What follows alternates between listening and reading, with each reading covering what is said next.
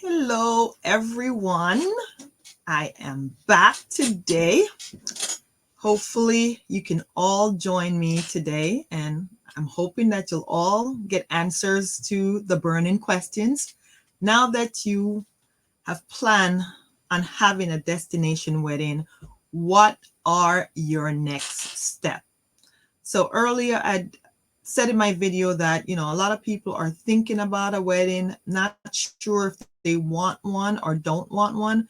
But in order for you to actually move and accomplish your goal of having a destination wedding, you actually have to decide on planning to have one. So once you've made that decision that, yes, I want a destination wedding, what do we do?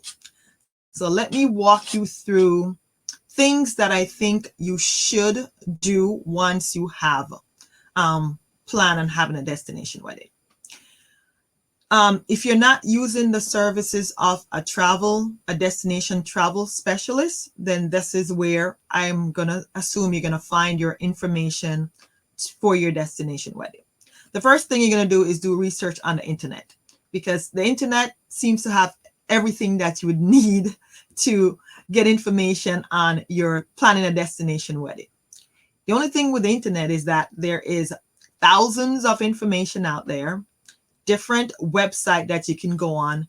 But as far as I can tell, there's no one source that's going to say, this is what you do to start planning. This is what you should do first, second, third.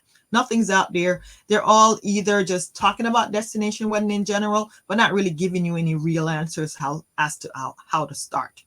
The other way you can start is once you do research saying and looking at a destination or a resort that you might think you want to have your wedding, then the next thing you can do is to contact that resort that you would like to have your wedding and get information from them, whether it's their wedding packages, understanding if the dates that you're looking for is available, and if they offer any group services for room blocking. So those are the two sources. If you're a do-it-yourselfer and trying to plan your destination wedding, the first thing is going to go research on the internet. I'm not sure how long that's going to take, but you're going to find various information on the internet, and it's up to you to decide which information to trust, which information to use.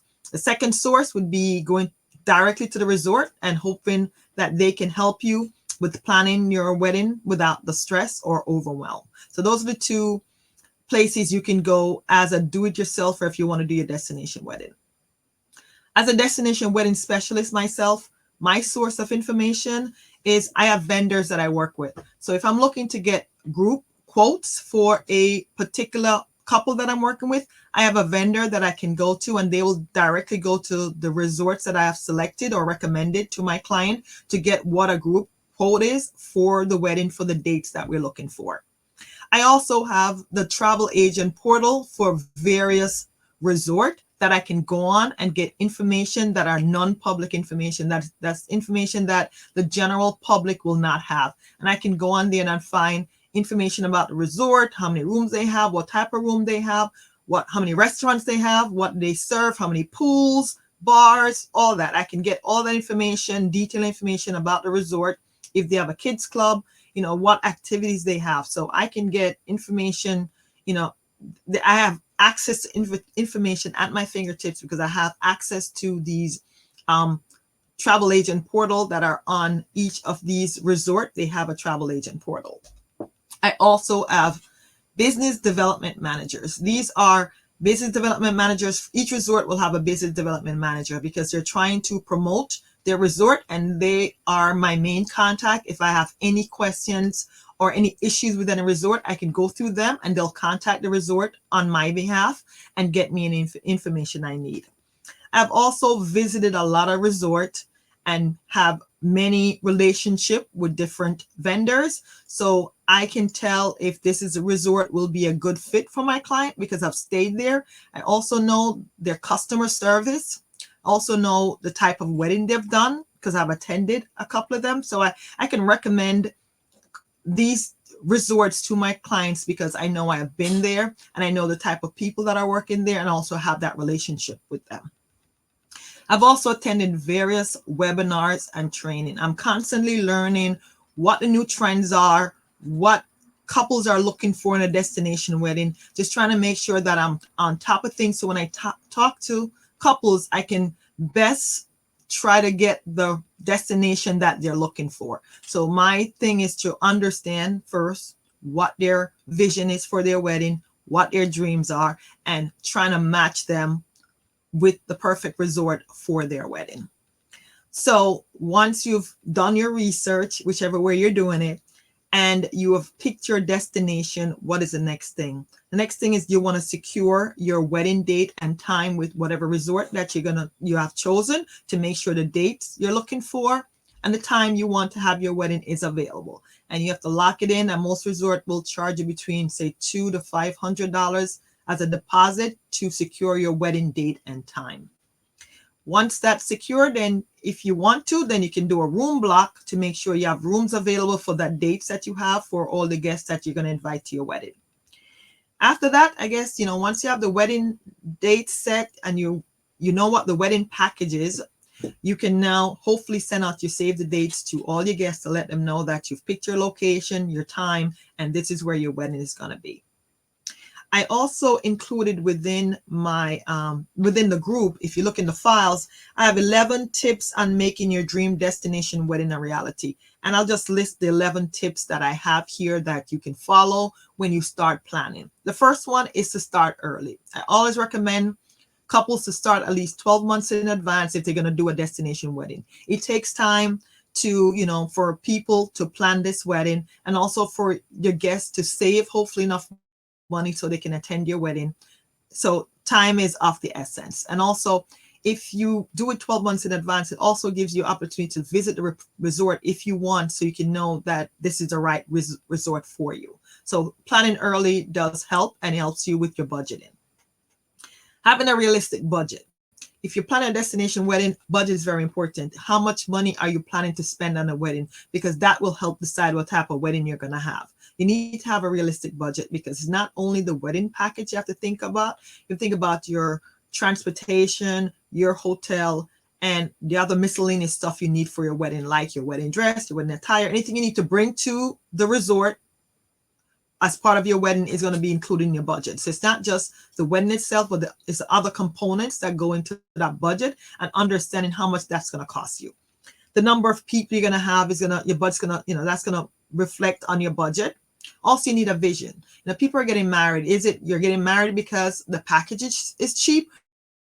You're getting married because you want to be in that exotic location. You have a vision of walking down the aisle on the beach, or wherever you decide, or in a gazebo with overlooking the ocean. So you have to have a vision, because in order for you to have this destination wedding and make it successful, what you always dreamed of, you have to have a vision. So you need to know what you want, so then you can ask for this in your wedding package and make sure the resort you're picking is going to be able to fulfill your vision.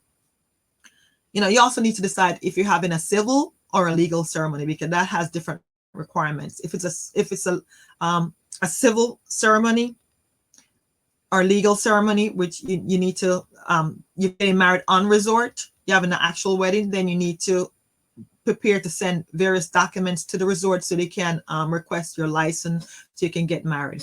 If you're just having a symbolic, it's much easier. All you really need to do is send them a copy of your actual marriage certificate. Date and weather. I always tell people, if you're getting married in the Caribbean, think about the date that you're picking, and also what the weather condition is. If you're looking at the weather now in the Caribbean, you see we're in hurricane season still. And that started, I think, from June, and it goes to November. So people always try to pick those dates that are non-hurricane season, because you just never know when a hurricane is coming. And based on the current weather pattern, it seems we're getting more hurricane than normal. We're in the alpha. We finished the alphabet, and now we're on the alpha numbers for the new hurricanes that are coming. And we're still only in September, and we still have October and November to go for hurricane season. So I always tell people, look at the dates you want, and the weather, and also if it's any holidays. Christmas, Easter, any one of those days is just going to cost you more to have that wedding. And also, as a tip, pick a day. It doesn't have to, your wedding in a destination doesn't have to be on a Saturday. And people want to be, and only in the US, people tend to have a Saturday wedding. You could have a wedding Monday, Tuesday, Wednesday, and I've looked at a lot of wedding packages, and having a wedding between Monday and Wednesday is like $500 cheaper than having it Thursday through Friday. Because you're already on vacation, it doesn't really matter what day you pick for your wedding. You're picking a meaningful day to yourself, but if it's in between doing it on a Wednesday or on a Saturday and it's going to save you money, probably go with the Wednesday. So that's a good thing to think about. I always encourage couples to think about an all-inclusive hotel, because those package price are much more affordable for your guests. And then once your guest pays that, they don't really have to pay anything more for your wedding, because that normally would include transfers to the hotel as well as the hotel. The only thing they have to add on is airfare. But if you pick a hotel that you have to buy food every day, then it can be burdensome just to think about where you're going to eat every day, versus when everything is all included, you're just going to go there to have fun. I always tell my couple, if you can, test drive your wedding. If you pick a venue and you're really not sure if it's perfect for you, go to the resort. Go on a weekend, go to the resort, and most of the resort offer you a 2-day trip that you can test drive. You can meet the wedding department. You can see the different locations that's available for you to have your wedding. You can taste the food. You can just know in your mind and relieve that stress that at least I know I've seen the place. I know where my wedding is going to be. I have the vision in my head. Now I can actually plan because I know it's going to happen. I know what it looks like. So that's something that a lot of couples do, because it gives them a relief that at least they've seen the place and know what to expect when they get there. Guest experience. If you can, guests are coming from far to come to your wedding. If you can, plan some kind of activities that is a thank you or a welcome event that will help your guests or show them that you appreciate them for coming so far to be at your special day. So I always tell couples to try to plan something. It doesn't have to be elaborate or expensive. You can say, let's meet up at the beach and do something, and just plan something to say thank you for coming. Choosing the right dress. This is something people don't really think about. Sometimes you get married in the Caribbean, so you don't want a long, heavy, flowing dress. I had a long dress and I was fine, but I cut out all that extra poofiness that they had in the dress. So just think about where you're getting married and what type of dress would work better in the Caribbean than a normal wedding dress. So that's something I would tell people to think about. And the last tip I have in planning your destination wedding is hire a destination wedding specialist. Because if you're like a lot of people that I know are in this group are thinking about it, are a little bit stressed, a little bit overwhelmed with all the information that's available out there, it's very hard to plan a wedding when you really don't know where to turn.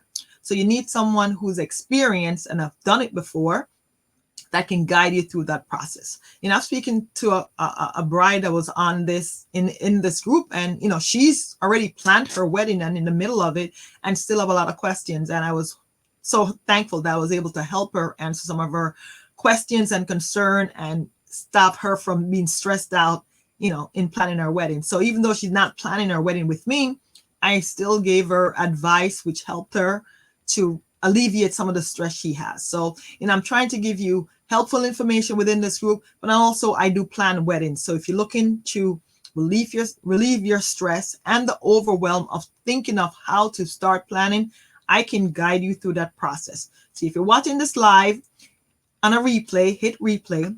If you're in this group and you definitely want to have a destination wedding and you need help, put in there help or get help or whatever you put in a comment, and I will definitely reach out to you to help you start that planning process. So if I can be of assistance and see if we can work together, that's great. If we can't work together, that's okay too. But if you need my assistance, just put get help or I'm ready, and I'll reach out to you and help you with your destination wedding planning. So if there's any other information or that you'd like for me to share on this, please leave me a comment and I'll be happy to answer it. As usual, thank you so much for joining me on this live.